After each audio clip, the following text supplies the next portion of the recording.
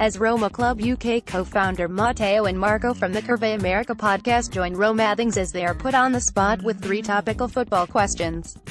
The Roma Question: what will be your lasting memory from Roma's incredible Champions League campaign?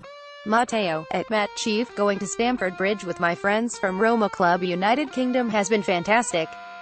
I will never forget our celebrations after Dzeko's great goals. That night, I realized our team was ready to fight against the best teams in Europe.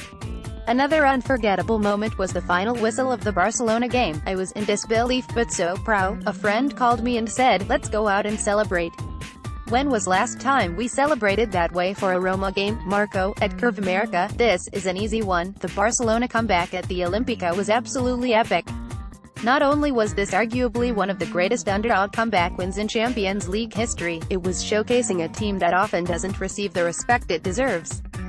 Roma has a star-studded lineup, is supported by an amazing fan base, and represents one of the greatest cities on earth.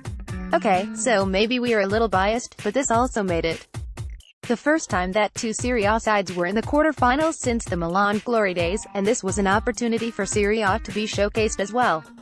There will be few times in life that Roma fans will ever feel so satisfied. I still get the pel doca thinking about the win. The Rossi's tattoo, at RomaThings: I think the whole campaign will be remembered by Roma fans for a long time. Not only that, but I also think the Barca game is going to be a historical game that will never be forgotten by football fans in general. Beyond being an amazing memory, I hope this amazing Champions League run has a lasting effect on the ambition and mentality of the club. It truly should be a turning point. The Serie A question: with just a few games to go, how will the top 4 finish in Serie A? At Matt Chief, Roma will finish 3rd and Lazio will send Inter to Europa League. Without Immobile, it will be more difficult, but I think they can make it. I cannot wait to see them facing Barcelona or Liverpool. At CurvaAmerica, Juve, Napoli, Roma, Inter. Unfortunately, Napoli were not able to ride the momentum of the Turin victory to the end of the season, but the Partenopei deserve a lot of praise for what they have been able to accomplish. We know it's not over yet, but unfortunately, it's over. They could have really used some extra reinforcements in the January transfer window. Roma should be please don't make us regret this, able to finish the season in 3rd. It will be a photo finish.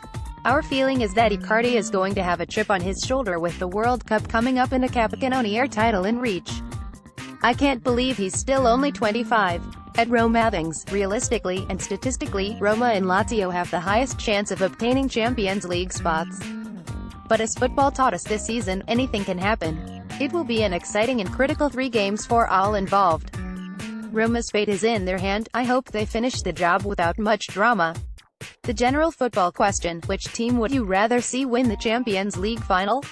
At Matt Chief, I would like to see Mo Salah lifting the trophy and winning the Ballon d'Or, but I found out that due to the UEFA coefficient ranking, if Liverpool do not win the game, then Roma could make it to pot 2 in next year's Champions League group stage draw.